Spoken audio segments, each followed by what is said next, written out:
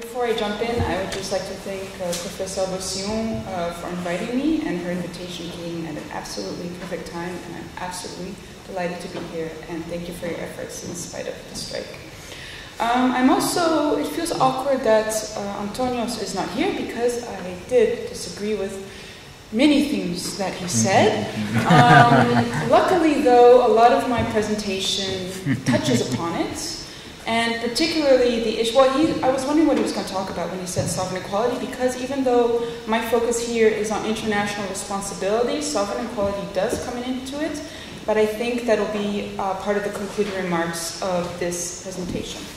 So, of course, sanctions is a very sloppy word in English, and actually it has a double meaning. You can sanction something by signaling your approval, or you can sanction by indicating your disapproval. Since we're in the context of international responsibility, I focus on sanctions that are adopted in responses to acts that are perceived by the sender, so the one adopting the sanction, as a violation of a norm. Now, of course, whether or not that norm is legal or social, it's up to debate in certain cases. This is an international law setting, so we'll focus on legal norms. And then, of course, as we've heard throughout this morning, there's different terminologies. You can have an act of retortion, you can have a countermeasure, you can have an internationally wrongful act. For me, these are just different ways that international law qualifies a sanction. So sanctions are essentially a foreign policy tool that fall within different legal criteria, categories. So, unilateral sanctions as a challenge to international responsibility. In this discussion, I will focus on the countermeasure framework, which is essentially a measure, as Antonios explained, an internationally wrongful act that is adopted in response to a violation of international law with the objective of inducing compliance with the obligation. So we're really here within the framework of international responsibility. And I will take present practice of unilateral sanctions to demonstrate that sanctions as they are currently being adopted do challenge the framework of international responsibility, because if we, upon closer scrutiny, they do not fit within the legal categories that have been defined, and in this case I'm using the International Law Commission's work on the Articles of State Responsibility, which have been treated as custom and which we teach to our students and which really frame the way in which we approach sanctions. Another issue that arises with unilateral sanctions is their effectiveness or their ineffectiveness in coercing a state to change its behavior. So those are two elements. There's really how sanctions are adopted and when they are adopted, and what are their actual effects on the targeted state, but also in broader instances on the international community, let's say. So in a sense, my presentation and my paper challenges the assumptions that we have about how states behave. Not only the actors adopting the sanctions, but those are targeted by them. And so this points then to a discrepancy between how the ILC's framework on countermeasures expects states to behave and how states actually behave. So before going into the discrepancy, I will just briefly outline the criteria that are expected to be met by countermeasures, and then I will briefly review or use 3 case studies of current sanctions to demonstrate this discrepancy and to conclude on my thoughts on where this discrepancy arises from and how we can go about addressing it. So unilateral sanctions, as been mentioned, they can be adopted autonomously by states on the basis of their national legislation or by an international organization, such as the European Union, against a non-member state. So this is the framework. This is what we're working with here. Now, in order for a sanction to qualify as a countermeasure, they necessarily need to be adopted against an internationally wrongful act. They have to have the purpose of coercing, so it's really focusing on the coercive function of sanctions, of inducing a change in behavior. They have to be directed at the responsible state, so they cannot have effects on third parties. They have to be proportionate, And of course, the way, well, of course I say, but the way the ILC has defined proportionality is subject to debate. It's an indeterminate concept anywhere in international law, and it remains the case with regard to countermeasures. They cannot adversely affect fundamental norms. What is meant by fundamental norms? Of course, there's the jus cogens principles, but what exactly is the scope? Often we hear about sanctions violating human rights of the civilian population. Do these types of human rights fit within Article 50? That's a question. And what about the extraterritorial application of human rights? So these are issues, of course, that are unaddressed in the countermeasure framework. And there's also the matter of what I call procedural conditions that the actors adopting the sanctions need to respect before they adopt countermeasures. So they have to call upon the responsible state to change its behavior, and they have to remain open to any efforts to settle the dispute peacefully. Now, in the context of my talk, I'm taking it for granted that the EU is allowed to adopt countermeasures. And as far as I'm concerned, the EU's practice is the most demonstrative of this. Now, what I'm not getting, now, as I've defined them here with countermeasures, they're only related to the bilateral relationship between the injured state and the state adopting the measures. So state A adopts a measure against state B because B would have violated an obligation it owes to A.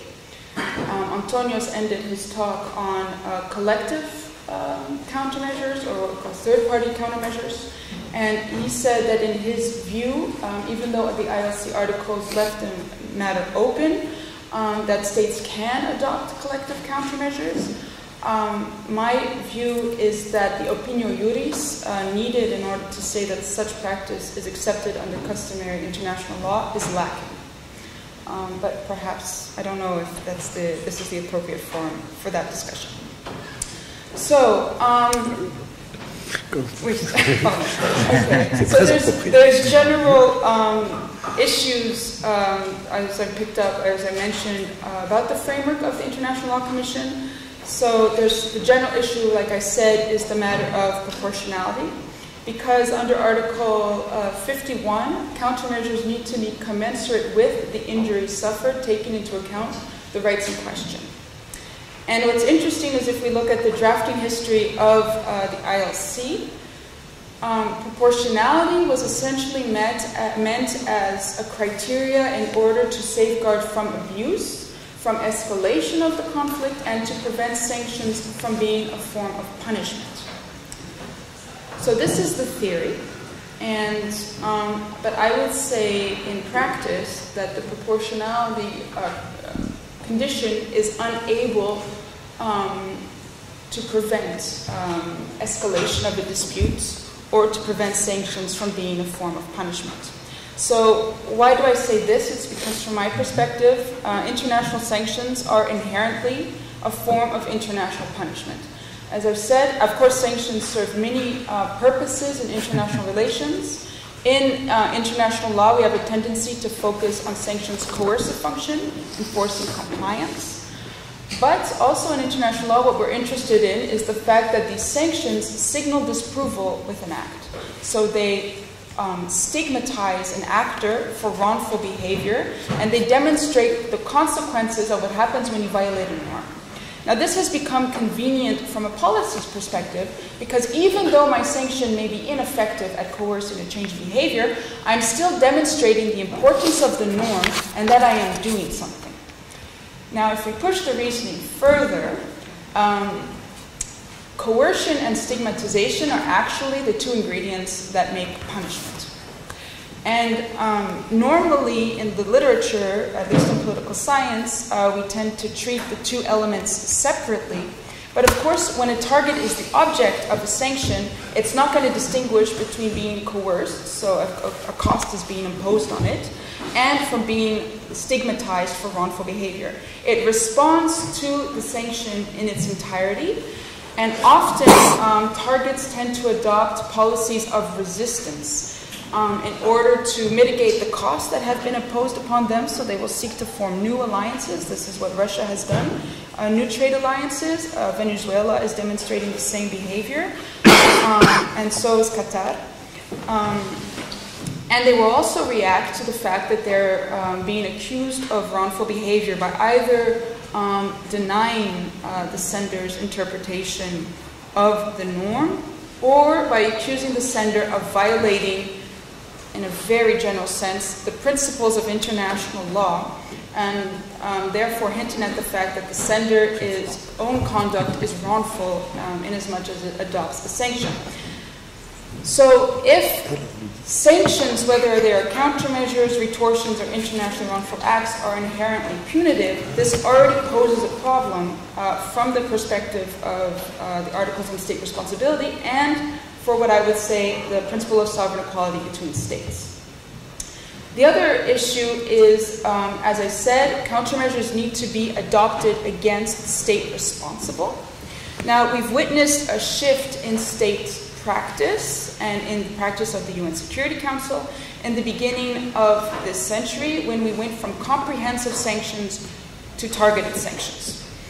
Now, targeted sanctions are, well, comprehensive sanctions, let's start with that, were directed against, as you all know, a specific country, the country in its entirety, without making the distinction between those who would be responsible for the wrongful policy, so essentially policymakers, or individuals or groups that could support in one way or another the government's policies, and the civilian population in general. So following the grave humanitarian consequences in countries such as Iraq, Haiti, or the former Yugoslavia, there was a shift to targeted sanctions where the idea was to have asset freezes or travel restrictions against the individuals who would be directly responsible, or sectoral sanctions limiting trade with a given sector of the country's economy, or limiting states' access to the financial markets. So this is another issue, but the question is whether sectoral sanctions are actually compatible with the notion of targeted sanctions. In my view, they're adopted in such a way that we're basically coming back to the same situation of sectoral sanctions are amounting to comprehensive sanctions. So what then happens if you adopt, let's say, a targeted sanction against an individual? In order for such sanctions to fall within the countermeasure framework, I would say they have to be adopted against a person who represents the state and who would be responsible for the acts of the state under the ILC Articles on State Responsibility. But this is not always the case, and sometimes states adopt targeted measures against private actors for their private behavior. And so the question is, what is the compatibility of such measures with the countermeasure framework? And then, of course, as I mentioned previously, there's the issue of whether or not, the fact that the countermeasure framework only takes into account the coercive purpose of sanctions. So if a sanction, of course, sanctions can pursue many different elements. They can pursue different functions, so they stigmatizing, preventive, or so on and so forth. But how does international law regulate these other functions? So far, they only focus on the coercive elements. Now, if we take briefly, I suppose, I don't really have much time, the three case studies that I mentioned of, the sanctions that have been adopted against Russia, against Venezuela, and against Qatar, they all raise different issues. Now, the sanctions that have been adopted against Russia for its wrongful behavior in Ukraine most easily fit within the countermeasure framework, provided that we accept that third-party countermeasures or collective countermeasures are accepted under general international law, but that's, of course, a big question. But the issue is determining whether or not such sanctions would actually be wrongful in the first place.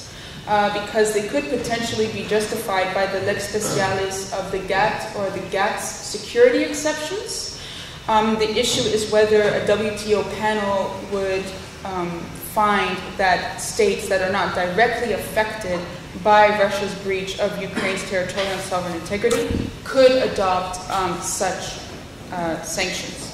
The recent panel decision on certain Russian panel reports, on certain Russian measures doesn't provide much clarity on that issue. Now, the Venezuela sanctions, so Venezuela has been subjected to U.S. sanctions since 2014, 2015 for human rights violations, but the crisis really started coming to a head in 2017. So the question, whereas, I'm sorry, I didn't specify this, of course, the use of force that Russia is engaged in Ukraine violates Article 2.4 and therefore would be a violation of an obligation, RGANS, which would mean that they would fit within the third-party countermeasure framework. But the issue is the human rights violations that Nicolás Maduro and his government would be responsible for. Do they qualify as obligations erga omnes, or would they qualify as obligations erga omnes partes under the International Covenant on Civil and Political Rights? So what standing actually do the sending entities, the US, Canada, and the European Union have to react to these violations? Particularly as these human rights violations relate to civil and political rights, so essentially acts of corruption, violent repression of political protest that's being carried out against the Venezuelan people. And so, but there's also the issue of there being social and economic human rights. And so when the EU, the US, or Canada adopt sanctions in response to acts that we see committed in Venezuela, they're actually really enforcing, let's say, their own view of the human rights norms that should be enforced within the international community. And this actually meets a lot of resistance by the developing states that Pierre-Emmanuel Dupont was talking about earlier this morning, for they complain that sanctions violate social and economic rights. So here, the Venezuela case is really demonstrative of the divide between countries over which norms should be enforced. Now, of course, the U.S. has adopted incredibly stringent measures against the Venezuelan state by limiting trade in the oil sector and also imposing financial sanctions. And Venezuela has requested a panel to be composed before the GATT and the GATS. And of course, the Venezuela sanctions also raise the issue of human rights concerns that can be, let's say, triggered by the imposition of such stringent measures. The problem is defining what is a sanction's actual contribution to that situation, because unfortunately the country has been in a situation of economic crisis for many years. And then we reach Qatar, and so Qatar was sanctioned by the Gulf countries, the GCC, but also by Egypt for policies that destabilize the region in violation of the Riyadh Agreement, but also for violating the domaine réservé of the United Arab Emirates and Saudi Arabia. Now, the Qatar sanctions, whereas I would say Russia would fall more neatly within the countermeasure framework, and the Venezuela sanctions follow, like, it's a dividing line. It depends on where you position yourself. For me, the Qatar sanctions do not fall within the countermeasure framework, simply because it is not clear what Qatar's wrongful behavior would be. There was an immediate escalation of the crisis, so basically the sanctioning states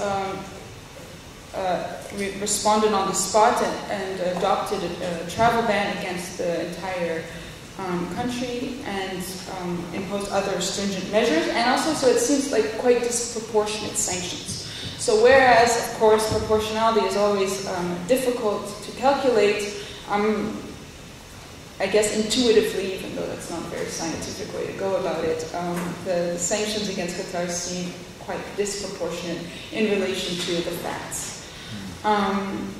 So this basically just goes to show that states, when they adopt sanctions, don't seem to follow the template that was provided by the International Law Commission in the countermeasure framework. The question is whether or not that's a problem. I don't think, well, I think what it demonstrates is not only, of course, as we know, that unilateral sanctions are heavily unregulated in international law, it also demonstrates, at least to me, that we don't have a grasp or a proper understanding yet of why states adopt sanctions, how, but also how they affect the target, because I think that any regulation of sanctions needs to take into account what the consequences of these measures are. And I think that if we take the consequences into account, and particularly the punitive effect that these sanctions have on the targeted state, that we might question whether these measures are the most appropriate means to implement the state's responsibility and to enforce international law. Now, one of the issues then, if sanctions are punitive, I would say that they don't fit within the horizontal structure of international law. So Antonios was saying that sanctions are compatible and they're just a logical consequence of the sovereign equality between states. I disagree with him because punishment necessarily implies a hierarchy between the state adopting the measure and the one that is being subjected to it. It's not only a moral hierarchy where you're giving yourself the right to respond to a wrong, but you're also taking advantage of your economic and political strength at the disadvantage of the target. Now, of course, we would not feel sorry for someone who's responsible for committing human rights violations or for violating the territorial integrity of another country. But if the objective of my sanction is to induce compliance with international law, and if my sanction is not reaching that objective, but, and this is what I discussed elsewhere, it actually further entrenches the target to commit to its wrongful act as a sign of resistance to the sender, then I think this should have us question whether or not these measures truly are compatible with the goals we're seeking to achieve.